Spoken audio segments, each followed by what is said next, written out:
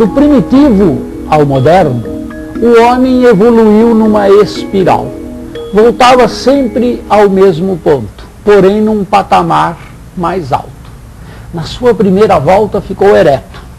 Depois, sapiens, aos poucos foi descobrindo regularidade. Nasceram assim as suas religiões, as artes, a ciência, a matemática. Mas aos poucos ele percebeu que, apesar do mundo ter ficado menos imprevisível, a ordem não era suficiente para explicar tudo. Ora, é uma bem comportada equação matemática que se caotiza. Ora, é um fenômeno físico, químico, biológico, costumeiramente tratado como caótico, que emerge dele uma certa ordem. O homem teve que reaprender a sua leitura. E assim surgiram, simultaneamente, a matemática moderna e a moderna arte.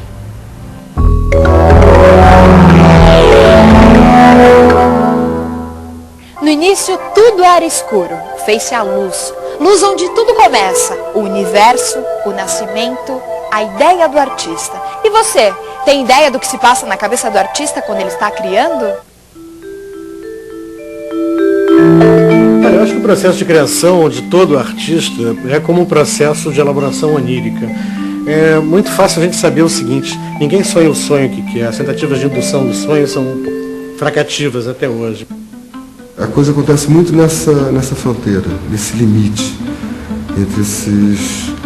entre ordem e caos, né? Eu acho que, na verdade, é uma espécie de passagem contínua, né, ou de alternância entre esses dois campos. Eu acho que as melhores ideias que a gente tem é quando tem essa vagância, assim, um pouco antes de dormir, um pouco antes de acordar, sei lá, olhando uma parede vazia.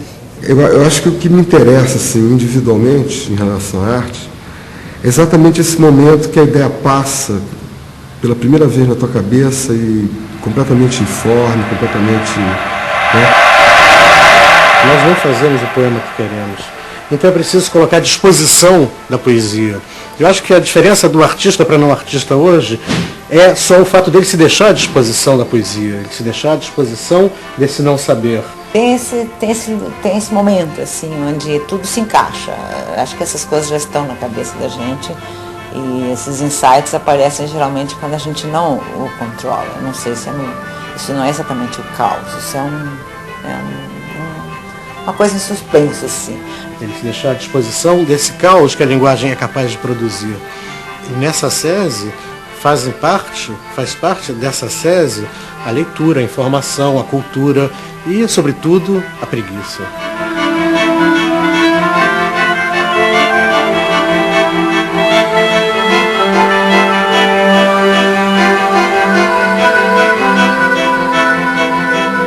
A descoberta do caos na ciência deve-se ao matemático Henri Poincaré.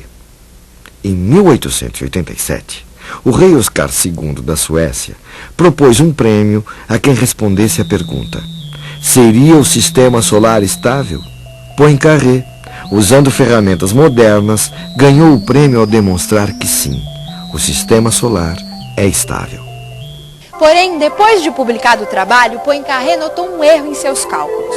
Da maneira como estava, o sistema não seria mais estável. Aquele erro provocava uma pequena modificação na posição dos planetas, que levaria a um outro resultado, caótico. Foi mais ou menos assim que Poincaré descobriu o caos. Uma equação bem simples, como x² menos 1, possui um comportamento regular. Para entender isso, pense em um número entre 0 e 1 e acrescente a equação. Pegue o resultado e coloque novamente na mesma equação, e assim por diante. Esse gráfico demonstra um comportamento regular, periódico. Já outra equação, igualmente simples como 2x² menos 1, pode revelar um comportamento diferente. Observamos algo que parece aleatório. Este outro comportamento não é regular, mas sim caótico. Com Com esse último resultado, a estabilidade demonstrada por Poincaré ia por água abaixo. As leis da física, na maioria dos casos, prevêem como que os sistemas devem evoluir. Então a gente tem uma regra clara que diria como que o sistema evolui no tempo. Se ele está assim hoje, como que ele vai estar no minuto seguinte, na hora seguinte, no dia de amanhã.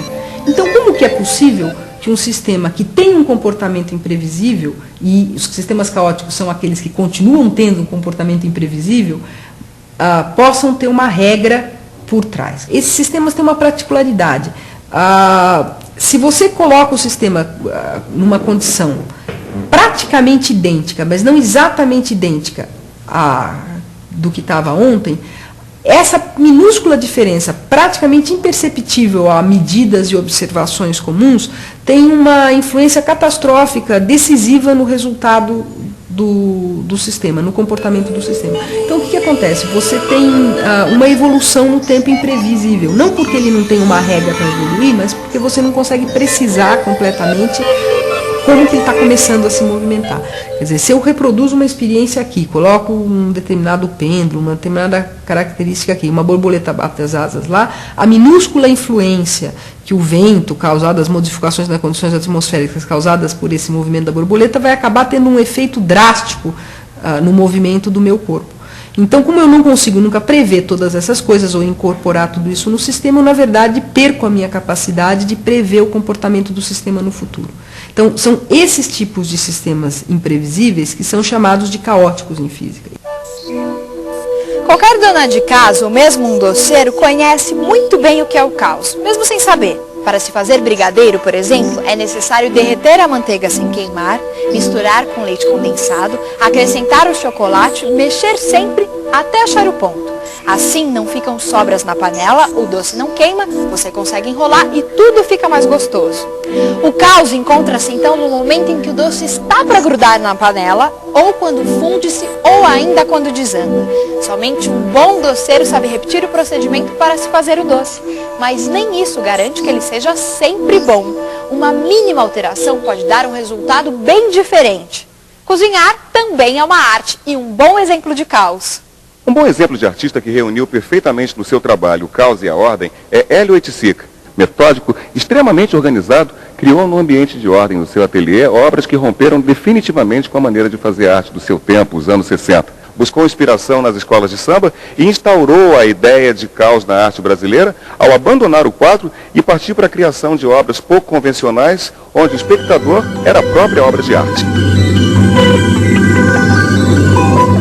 Hélio Oiticica começou pintando quadros como estes, geométricos, geralmente com apenas duas cores. Suas inquietações o levaram à procura do que ele chamou de grande labirinto, ideia poética que serviu como ponto de partida para o abandono do quadro. Oiticica saltou para o espaço e o tempo ao criar tendas, estandartes, bandeiras e capas, obras de arte que só existem a partir do seu uso pelo público, como os parangolés. Foi exatamente desse lugar, o Pátio do MAM, Museu de Arte Moderna aqui no Rio de Janeiro, que na década de 60, Hélio Oiticica chocou o mundo das artes com a apresentação dos seus parangolés. Imaginem vocês que além de criar obras que precisavam ser literalmente vestidas pelo espectador, ele ainda trouxe um acompanhamento pouco usual para uma exposição de arte. Uma bateria da Estação Primeira de Mangueira, escola de samba aqui do Rio de Janeiro. E para que as obras se realizassem por inteiro, o espectador deveria vesti-la e ainda dançar ao som da música. Com isso, Hélio Oiticica trouxe o caos para dentro dos museus.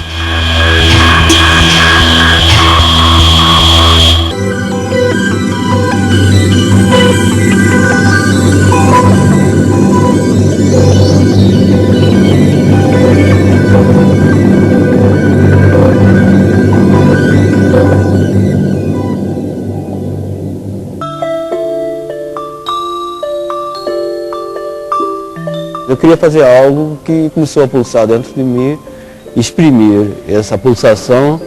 E eu já estava com 22 anos, eu tinha deixado a economia, eu estudei economia para me lançar na arte. Bom, então a minha visão da arte era outra, e eu fiz o que eu achei que deveria fazer. E a partir do meu lado particular, digamos, de dinheiro, de poder aquisitivo para comprar materiais e da realidade nossa, o terceiro mundo, Brasil, América Latina, eu agarrei-me a essa possibilidade de qualquer coisa eu poder trabalhar, exprimir. Nesse ponto, o que acontece é que isso para o mundo mais formal passou a ser um caos. Não era o caos que eu queria traduzir no sistema, eu queria traduzir a minha maneira de ver as coisas, a minha maneira de me exprimir. E eu penso que esse caos é inerente à criação, né? Porque realmente como determinado onde vem a criação, existe uma teoria que determina como criar, como fazer, como ser, qual é o gesto, não. Me ofereceram esse espaço, eu pude me exprimir como quis e bem entendi, dentro de uma matemática caótica, mas que tem uma coerência. O que é o caos? O que é a ordem?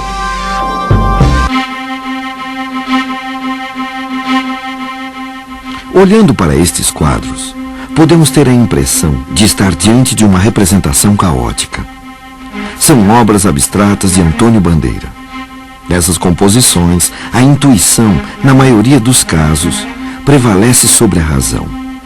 A maneira de pintar esses quadros expressa um ímpeto informal. Mas olhando atentamente, podemos perceber que existe um equilíbrio estrutural. O impacto dessas obras vem, de certa forma, da sensação de um indeterminismo lúdico que acaba por formar um todo coerente.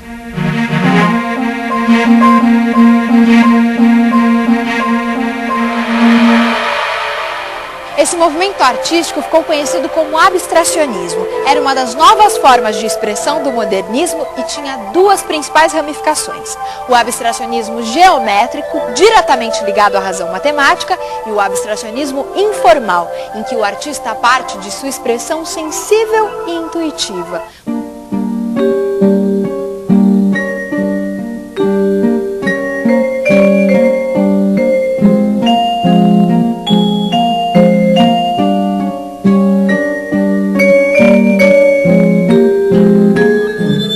Para entender melhor as motivações dos artistas abstratos, vamos ouvir o que disse o pintor Iberê Camargo. Eu, no fundo, tinha um desejo. Tanto é que cancelava, raspava, até conseguir aquela forma que era a minha expressão, que eu aceitava. Isto é, aquele modelo que eu tinha dentro.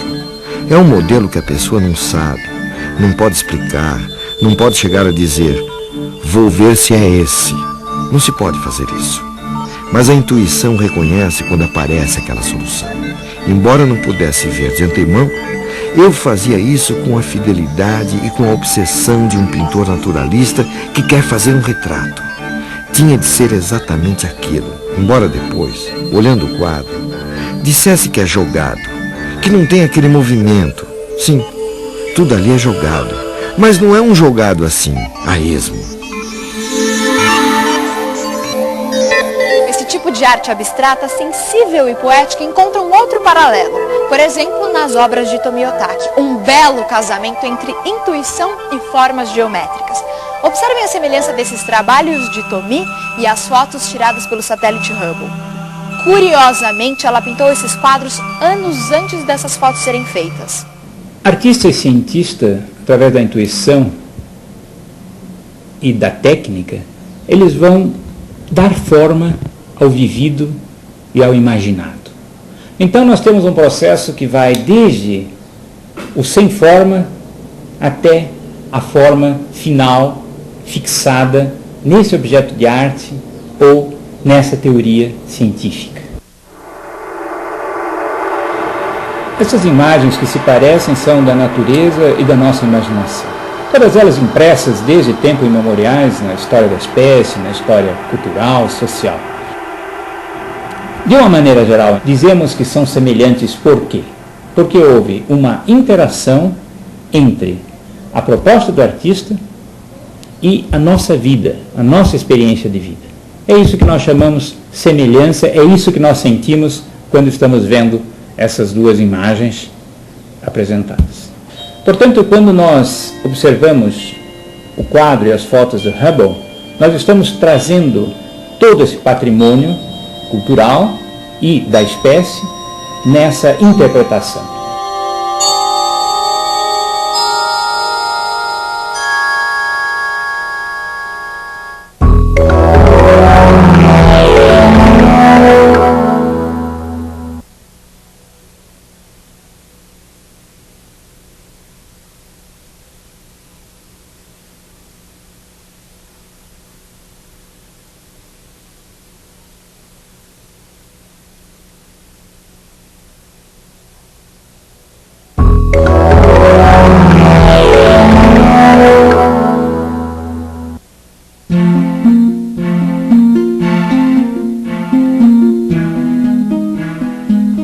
O trabalho do retratista é arte.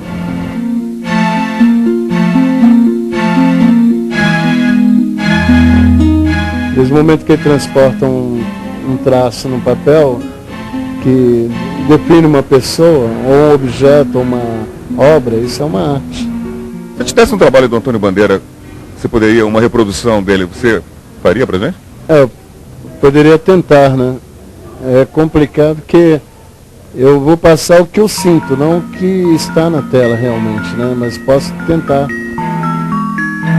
O problema do abstracionismo é que ele transmite através da cor, da luz, das sombras.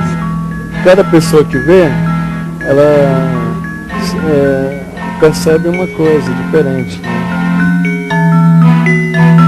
É uma interpretação da abstração dele, né? O que torna essas pinturas tão diferentes? O que faz com que uma obra de arte pareça ter mais força que outra?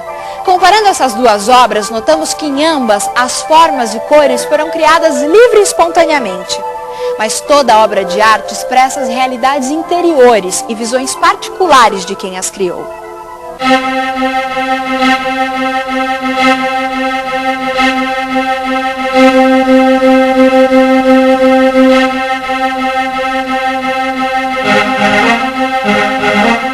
É mais fácil entender uma fotografia ou então a pintura de um rosto, né, do que num contexto, né, geral, misturado nas entrelinhas, né.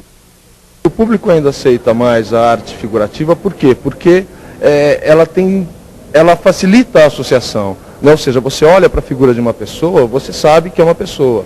Porém, se você olha para uma imagem abstrata, ou lírica, ou geométrica, não importa, ela requer de você um outro patamar ou melhor, uma outra relação com a obra. A arte mais fácil da gente entender ou identificar com os sentimentos que a gente está mais acostumado seria a figurativa, porque é o que você, com as coisas que você lida todo dia, com objetos, com que você usa na tua casa, ou que você talvez vá comprar. Geralmente o abstrato acaba não agradando tanto, é mais difícil, exige um nível de percepção assim, mais sensível da pessoa, uma sensibilidade um pouco maior. Às vezes a pessoa olha e acha que é só um monte de pintura embaçada, né?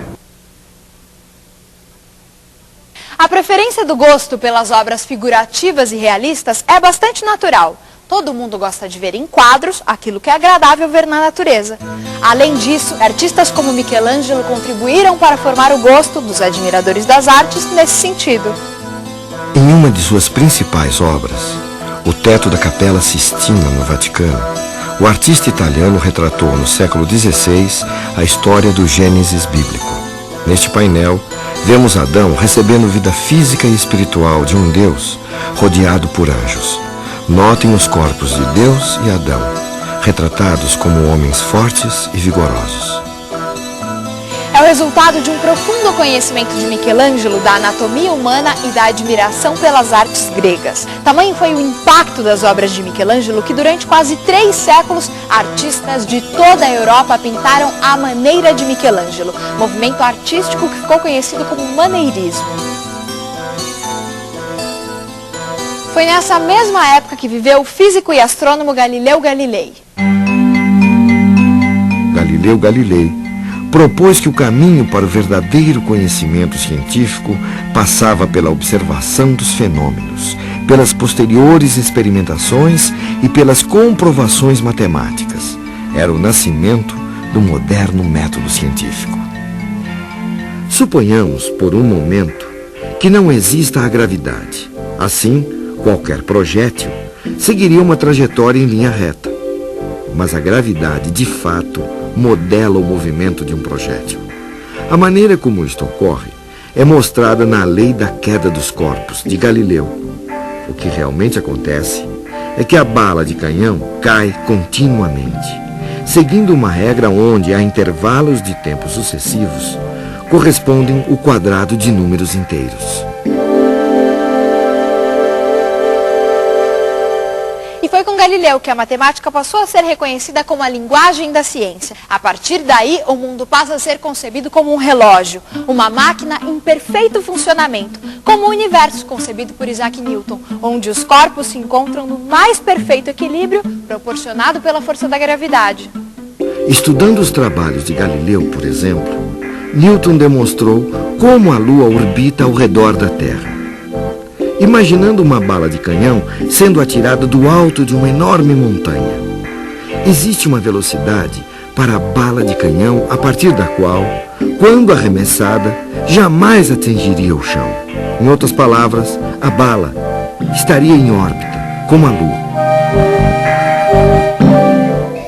Deslumbrados pela possibilidade de explicar todos os fenômenos naturais através das equações e de leis imutáveis, entusiastas chegam a ver na nova ciência um novo Fiat Lux.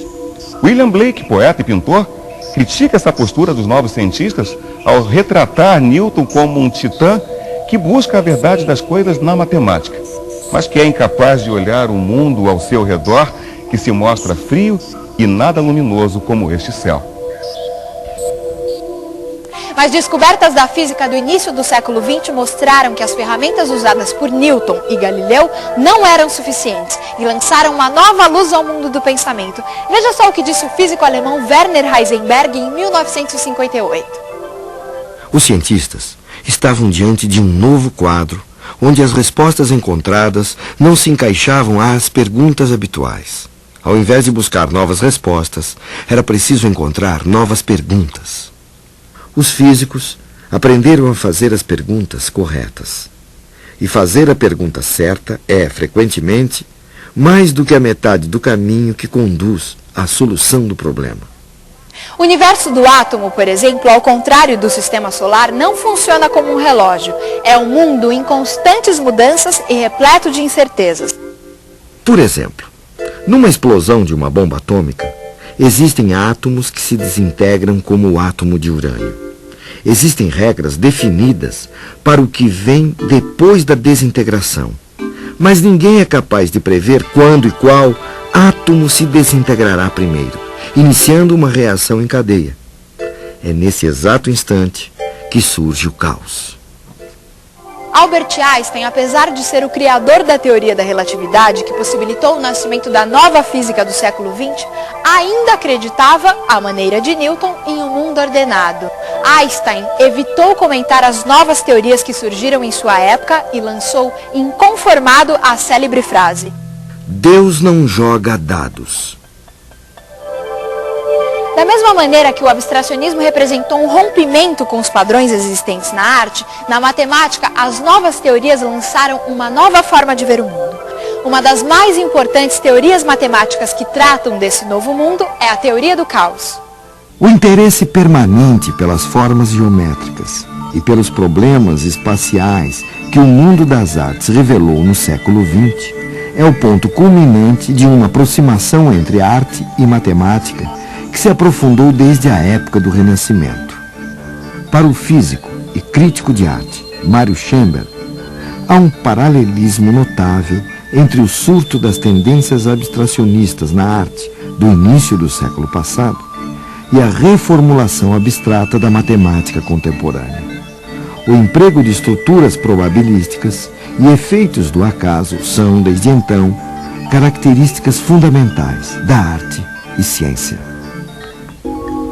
Dificilmente hoje, um matemático, cientista ou mesmo um artista abre mão de uma análise sobre o caos.